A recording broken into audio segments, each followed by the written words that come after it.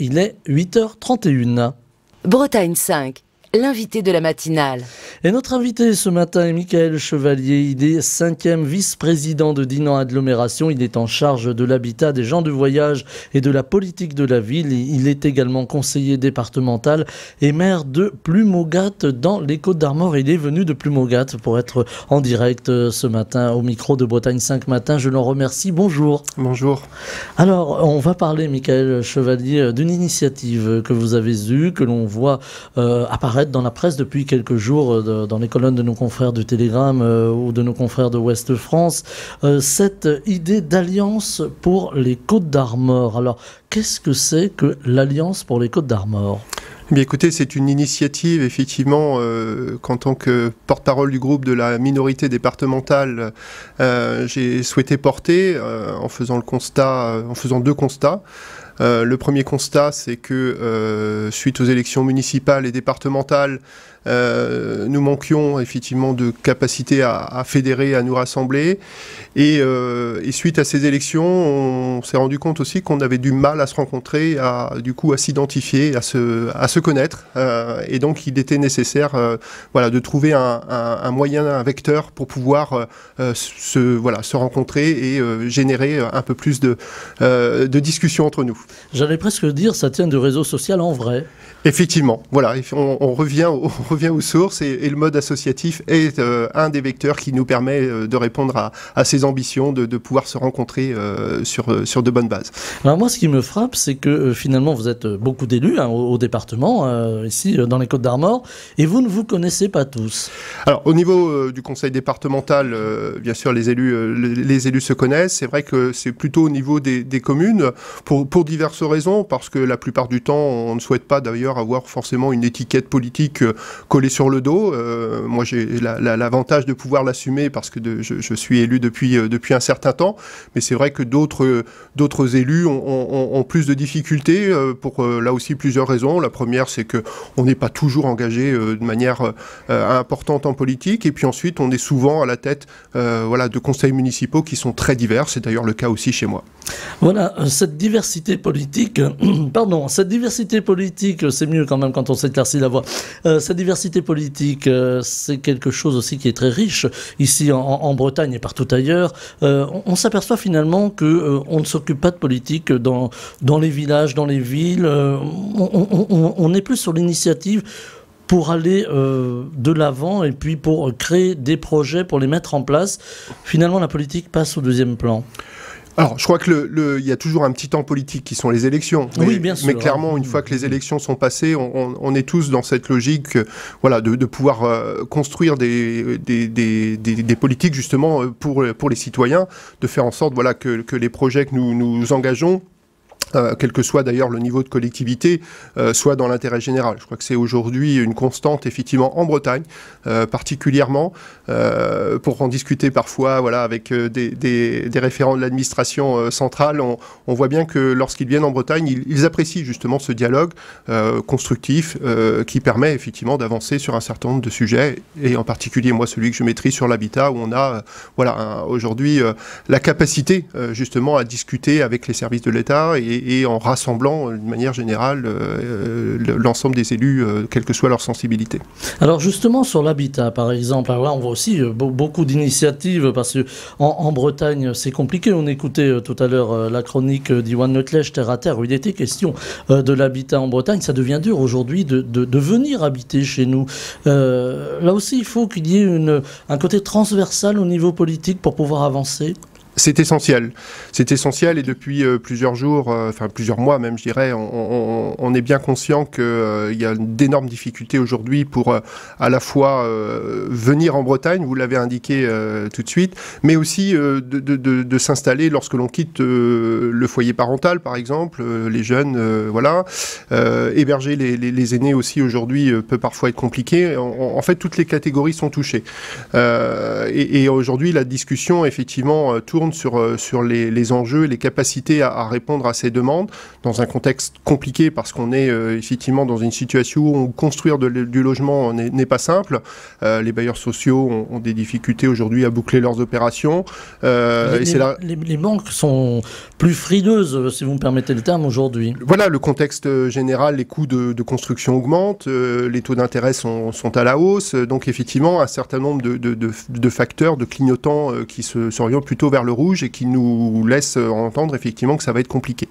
Il y a aussi une réglementation aujourd'hui, on essaie de préserver les terres agricoles, le foncier, comment continuer à accueillir de nouveaux habitants en Bretagne sur les territoires et puis à la fois les loger mais sans trop toucher aux terres agricoles. Alors c'est tout le débat qu'on peut avoir aujourd'hui à différents niveaux. Pour ma part, donc, je suis coprésident du CRHH, un comité régional de l'habitat et de l'hébergement, aux côtés du préfet de région, ce qui nous permet dans cette instance de tirer les grandes lignes, je dirais, d'ambition en termes de construction, d'accompagnement des projets, de redistribution finalement des subsides de l'État. Et puis, c'est aussi l'instance dans laquelle on a la possibilité d'analyser l'ensemble des problématiques sur l'habitat indigne, sur les spécificités en termes de demande, logement social, logement des seniors, voilà. Et donc, du coup, cette instance aujourd'hui, qui existe depuis fort longtemps, a la capacité à porter une analyse. Le deuxième niveau, c'est aujourd'hui l'ensemble des documents d'urbanisme que peuvent porter les collectivités. On a cette chance aujourd'hui en Côte d'Armor que l'on a des structurations des EPCI, des établissements publics de coopération qui sont voilà, de taille à pouvoir porter ce type de documents, que ce soit les PLUI, les plans locaux d'urbanisme intercommunaux, pour certains valent en PLH, c'est le cas nous sur Dinan, les SCOT aussi, un schéma de cohérence et d'orientation territoriaux qui permettent aujourd'hui sur cette question du zéro artificialisation nette, puisque c'est de ça qu'il s'agit. Voilà, d'avoir une lecture de terrain et donc une ambition sur la préservation effectivement de ce qui fait aussi notre richesse territoriale, départementale, c'est-à-dire l'agriculture. Alors on parlait tout à l'heure en commençant des sédentaires, évidemment des gens qui viennent habiter, mais il y a aussi des gens de passage. Et en vous présentant tout à l'heure Michael Chevalier, je disais que vous étiez aussi en charge des gens du voyage. Alors aujourd'hui c'est compliqué, c'est complexe ces gens du voyage parce que c'est pas toujours facile, de les faire accepter, puis de leur trouver un endroit décent pour pouvoir s'installer. Tout à fait. Là aussi, on a essayé, en tout cas pour ma part, au niveau de Dinan Agglomération, de mettre en place un certain nombre de terrains d'accueil. La cohabitation, effectivement, sur les communes n'est pas toujours évidente, même si là aussi, je crois que les choses ont fortement évolué. Et c'est justement en permettant d'avoir accès à ces terrains bien identifiés que l'on peut travailler justement sur ce lien avec la population locale. Je rappelle surtout qu'aujourd'hui, voilà, les gens du voyage sont souvent exclus d'une certaine manière parce qu'effectivement, ils n'ont pas forcément accès aux droits légitimes qu'ils pourraient avoir. Voilà. Et donc, aujourd'hui, le gros travail qui est fait au niveau départemental, dans le cadre du schéma départemental d'accueil des gens du voyage, c'est justement de travailler sur la sédentarisation, parce qu'effectivement aussi la précarité se travaille par la capacité justement à accéder à ces droits fondamentaux que sont l'aide au logement, etc., ce qui n'est pas le cas aujourd'hui forcément. Alors la précarisation, vous le disiez tout à l'heure, vous l'abordiez, elle se situe aussi au niveau du logement. Aujourd'hui on parle d'isolation des logements, de pouvoir économiser l'énergie, ce qui impacte bien souvent les ménages les plus précaires qui ne sont pas forcément dans la pauvreté, mais qui ont du mal et qui vont avoir malheureusement de plus en plus de mal à payer leurs factures d'électricité. Alors, comment schématiser ces aides? Parce que c'est pas toujours facile de s'y retrouver pour monsieur, madame, tout le monde. Voilà, il y a beaucoup de dispositifs, mais on ne les connaît pas toujours. C'est vrai que c'est un peu la jungle. Aujourd'hui, le gouvernement, l'État ont souhaité mettre en place un dispositif qui s'appelle MaPrimeRénov', avec une volonté effectivement d'agir vite. Ça a remplacé le CITE, le fameux qui permettait d'avoir un abattement fiscal de manière assez simple.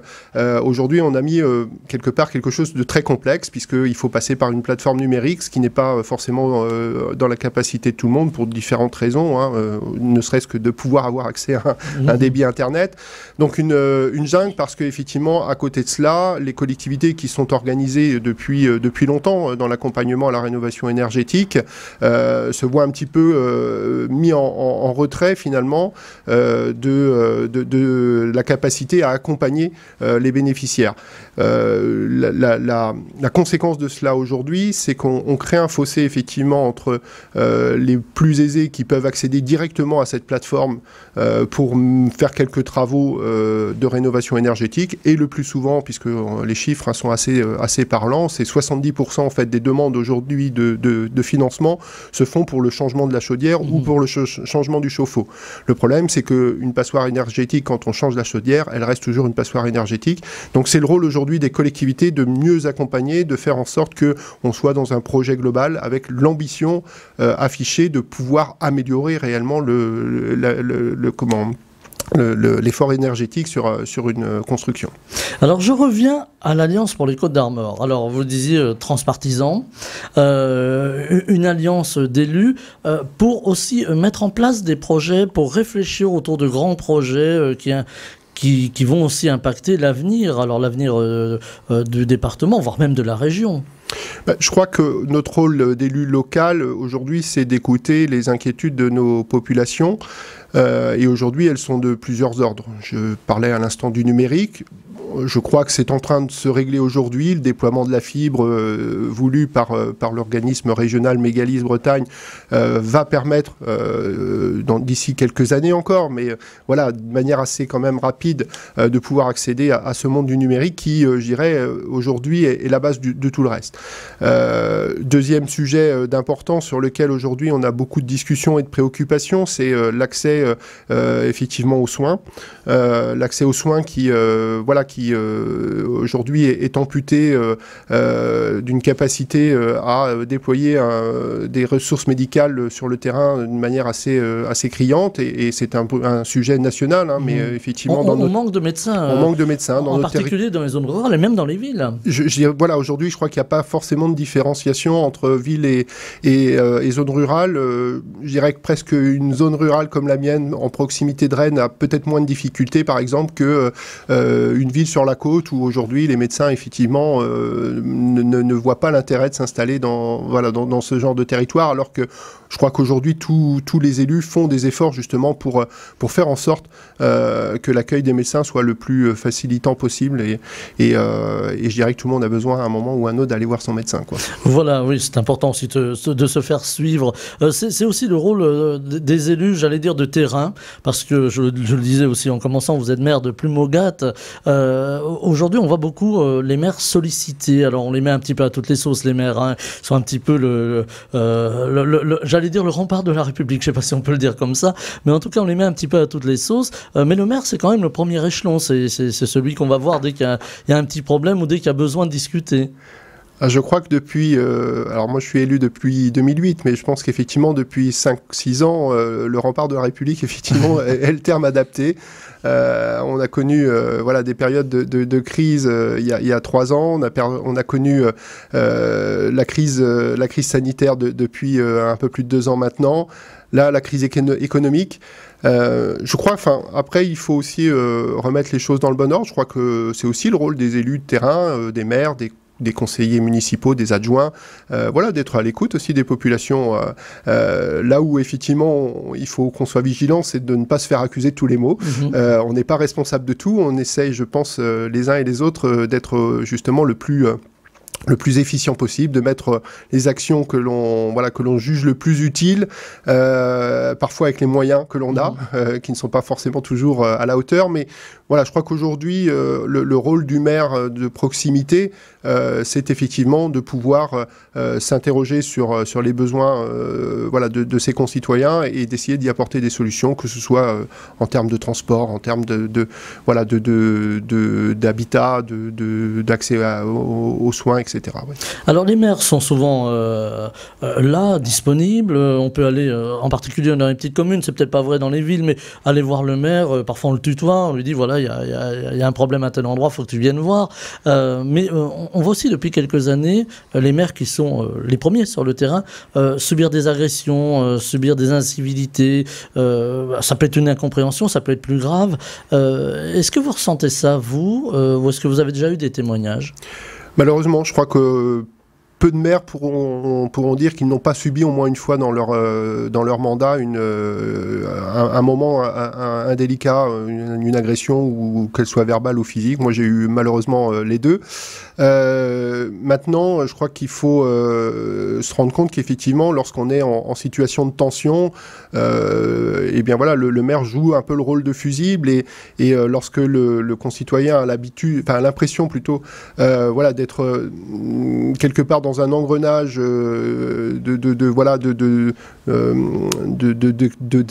pas de déclin, c'est pas le terme, mais voilà, de sensations où on a la perte du pouvoir d'achat, on en parle beaucoup dans les médias, on a la crise sanitaire, on a la crise économique, enfin voilà, le contexte général étant un peu négatif, eh bien il faut trouver la personne sur qui on va se rabattre, et c'est souvent effectivement les élus municipaux.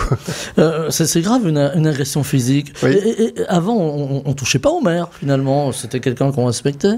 Oui, je crois qu'il y a aussi là une perte d'identité de la fonction d'élu, du pouvoir de police du maire. Hein. Je rappelle quand même que normalement on a quelques pouvoirs, mais c'est vrai qu'au fil du temps ils se sont un peu égrenés. Moi je salue aujourd'hui l'initiative du préfet départemental, hein, qui, quand il est arrivé, a rappelé que voilà, les pouvoirs de police, que ce soit de gendarmerie ou de police nationale, allaient être remis sur le terrain. Je crois qu'on a besoin, nous, de travailler justement avec ces pouvoirs de police pour rappeler que voilà, il y a une autorité locale qui n'est pas pour embêter les concitoyens, mais bien pour essayer justement de faire en sorte que la cohabitation se passe au mieux. Voilà, que les règles soient respectées. Que les règles soient respectées, tout simplement. Finalement. Le maire, c'est aussi celui qui discute avec l'État. Alors, j'imagine que c'est pas toujours facile. Alors bon, vous avez plusieurs casquettes, mais c'est pas toujours facile de dire, voilà, moi j'ai besoin de quelques subsides pour, je sais pas, changer mon éclairage public, pour, on parlait d'économie tout à l'heure, c'est aussi une période de crise, hein. On le voit avec les coûts de l'énergie qui augmentent, et c'est le cas pour les collectivités. Comment ça se passe, par exemple, dans une commune comme Plumogat? Comment vous faites pour gérer ces problèmes-là? Je crois qu'aujourd'hui, on a malgré tout une bonne connaissance, une bonne organisation finalement de ses capacités à aller chercher des financements connexes. Vous parliez tout à l'heure du réseau d'éclairage. Aujourd'hui, il y a un syndicat d'énergie qui maîtrise très bien le sujet, avec lequel les communes sont en constante, en lien constant. Les sous-préfectures et les sous-préfets qui y sont rattachés connaissent bien leurs élus également, et donc on a la possibilité aujourd'hui de présenter nos projets suffisamment en amont pour pouvoir justement aller chercher les subsides qu'il faut, et de la même manière, conseil départemental ou conseil régional aujourd'hui sont assez présents aux côtés des collectivités. Là où ça se complexifie, et c'est peut-être la difficulté aujourd'hui pour les maires et les élus municipaux, c'est de pouvoir rentrer dans les cases en fait. C'est le volet administratif. Finalement. Oui, voilà, toujours la même chose. Hein. On a plutôt, on se plaint nous élus que tout est toujours compliqué, mais on a une fâcheuse tendance à complexifier toujours un peu les choses. Donc je crois que voilà, s'il y avait aujourd'hui un souhait à partager, voilà, c'est qu'on puisse mettre en place des choses relativement simples, parce que je crois que tout élu qui s'engage dans un projet le fait de manière à vouloir répondre à un besoin local et à répondre aux besoins de sa population. Donc, voilà. Autant l'aider. On entend le message, une demande de simplification, et c'est important. Il n'y a pas que les élus, vous savez, hein, qui sont confrontés à la complexité administrative. On a aujourd'hui un contexte, hein, vous le disiez tout à l'heure au fil de cet entretien, on a un contexte compliqué aujourd'hui, on a un contexte politique compliqué. Alors je reviens encore à l'Alliance pour les Côtes-d'Armor. C'est aussi pour vous, et là c'est une question, la volonté d'apaiser aussi des tensions qui peuvent être dues simplement à des différences de vues politiques. Je crois qu'il faut être en capacité de porter un certain nombre de messages. L'apaisement, effectivement, est de mise. Hein. Il n'est pas utile de mettre de la surenchère, effectivement, à un contexte qui est déjà suffisamment dégradé.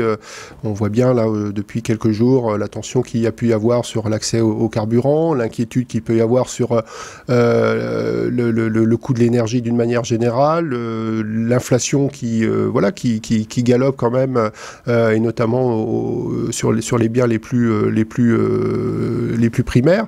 Donc voilà, je crois qu'il y a un contexte suffisamment anxiogène pour ne pas en rajouter. Pour autant, ça nous oblige aussi à être en responsabilité et à être en capacité d'être force de proposition. Donc cette association, Alliance pour les Côtes d'Armor, hein, est quand même plutôt de sensibilité centre-droite. Moi-même, je suis plutôt catégorie centre indépendant, donc chacun après se place où il veut sur l'échiquier, mais voilà, il y a quand même un certain nombre de valeurs qui nous semblent importantes de défendre. Et lorsque l'on est en discussion, effectivement, dans les différentes assemblées, il est important de garder sa trajectoire. Voilà, de garder son étiquette, finalement. Alors l'étiquette, je ne crois pas que ce soit le mot, c'est en tout cas sa sensibilité de voilà. lecture, justement. Et quand on parle de politique, et c'est peut-être un des travers que l'on a ces dernières années, c'est qu'on nous rattache systématiquement à une étiquette. Je rappelle que le mot politique, hein, c'est d'abord la gestion de la cité. Et je pense que la plupart des élus, ou en tout cas beaucoup d'entre eux, sont d'abord dans cette logique de gestion, de capacité à construire et à porter des ambitions. Mais voilà, avec chacun sa sensibilité, je pense que là aussi c'est tout à fait légitime et il ne faut pas la renier. Je crois qu'il est utile aujourd'hui d'être en capacité de savoir où on va. Alors Michael Chevalier, vous disiez à l'instant que voilà, c'était aujourd'hui un paysage politique un peu chahuté. On le voit hein, ces dernières heures encore à l'Assemblée nationale, le 49.3. Hein, voilà, il est sorti ce 49.3, il y en aura d'autres a priori. Si j'en crois ce qu'on lit ces dernières heures dans la presse. Sur le terrain, ici dans les Côtes d'Armor, ou peut-être même à l'échelle de Dinan Agglomération. Est-ce que vous avez senti depuis quelques années que ça se tendait, les rapports entre les différentes sensibilités politiques? Est-ce que, ou est-ce que finalement c'est complètement décorrélé du débat national? Chaque niveau de collectivité se comporte un peu différemment. C'est vrai que autant dans les EPCI et en particulier celui de Dinan Agglomération, il y a plutôt une forme de consensus voilà, qui permet d'apporter ou de porter plutôt une politique voilà, qui soit la plus partagée possible. C'est vrai qu'au niveau du conseil départemental, l'ambiance est un peu différente. C'est plus rock'n'roll, m'a-t-on dit. En tout cas, voilà, il y a des joutes voilà, d'échanges qui sont un peu plus dynamiques. Mais aussi nécessaire parce que justement, lorsque je disais tout de suite que voilà, entre effectivement une coalition de gauche et une lecture un peu plus centre droit ou centre et droite, il y a des différences clairement et il faut être en capacité de défendre ces différences. Si je lis un peu entre les lignes, hein, plus on monte dans l'échelle, plus finalement c'est tendu le débat. Oui, on pourrait l'exprimer comme ça, effectivement. Je crois qu'on le disait tout de suite, hein, dans les communes, en tout cas pour la majorité d'entre elles, voilà, il y a une forme de mixité partagée avec voilà, des élus qui ne savent pas d'ailleurs de quelle sensibilité forcément chacun est. Au niveau des agglos, les choses sont un peu plus identifiées, mais on sait que voilà, c'est en travaillant en commun qu'on arrivera à faire avancer les territoires et on a tous intérêt à faire en sorte que le territoire avance. Et puis quand on passe effectivement à l'échelon départemental et régional, les choses sont un peu plus marquées. D'abord parce qu'on a la possibilité de créer des groupes, ce qui est déjà une différence majeure. Il y a aussi le citoyen qui va voir son maire, son conseiller départemental ou son représentant dans le PCI du coin et qui lui dit voilà, moi j'ai une idée. Est-ce que de plus en plus vous êtes sollicité justement par les citoyens pour dire voilà, moi j'ai une idée, j'ai envie de m'inscrire, je sais pas, dans une action pour aider à je sais pas, monter des éoliennes ou à essayer d'avoir une action pour le climat ou tout simplement une initiative locale ou économique. Est-ce que de plus en plus vous êtes sollicité? Est-ce que vous pouvez répondre à toutes ces initiatives? J'imagine qu'elles sont nombreuses. Oui, alors je crois qu'aujourd'hui, là aussi, les choses ont beaucoup évolué. Au niveau local, on est forcément attentif, comme je le disais tout à l'heure, aux sollicitations que l'on peut avoir, et notamment du monde associatif. Le monde associatif en Bretagne est très riche, a beaucoup d'initiatives dans tous les domaines, culturels, énergie. Donc voilà, aujourd'hui, le premier interlocuteur, quand on parle de participation démocratique, je cherche le taux, de démocratie participative, je vais y arriver, excusez-moi, j'ai inversé inverser les deux mots. Pardon. Et quand on parle de démocratie participative, les premiers acteurs, ce sont les associations, les présidents d'associations, les bureaux avec qui on discute, qui ont beaucoup d'idées et sur lesquels forcément on se penche. À Dino Agglomération, par exemple, on a rajouté un deuxième échelon qui est le budget participatif. On a eu la possibilité de mettre en place une petite enveloppe qui permet justement là aussi de porter des projets d'intérêt un peu plus large que celui qui pourrait être envisagé à l'échelle d'une commune. Et à partir de là, ça implique effectivement la population. On a aussi des conseils de développement qui sont aujourd'hui des points ressources finalement pour porter des idées, des projets, des regards aussi critiques finalement sur les documents cadres que peuvent porter les collectivités. Je pense au SCOT que j'ai évoqué tout à l'heure, schéma de cohérence territoriale, ou au plan local d'urbanisme intercommunal, où justement les conseils de développement peuvent être contributeurs.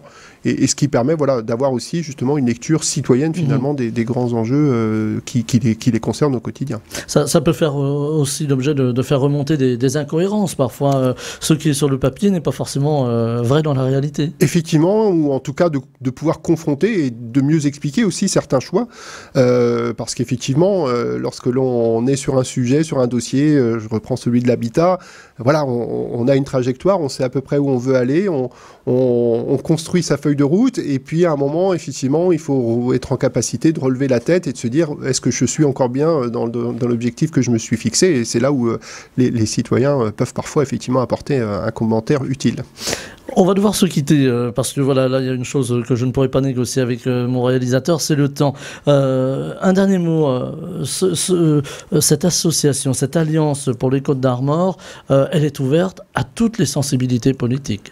Alors, aujourd'hui, elle est plutôt orientée, comme je le disais tout de suite, vers les élus qui se ressentent plutôt du centre et de la droite. Maintenant, elle n'est pas fermée, dans ce sens que c'est bien un lieu de dialogue, d'interconnaissance, de réseau, pour justement discuter sur les sujets qui nous concernent tous au quotidien, qu'on a évoqué, la santé, le numérique, l'habitat, et de faire en sorte qu'effectivement, on puisse être contributeur au débat sur une ligne partagée.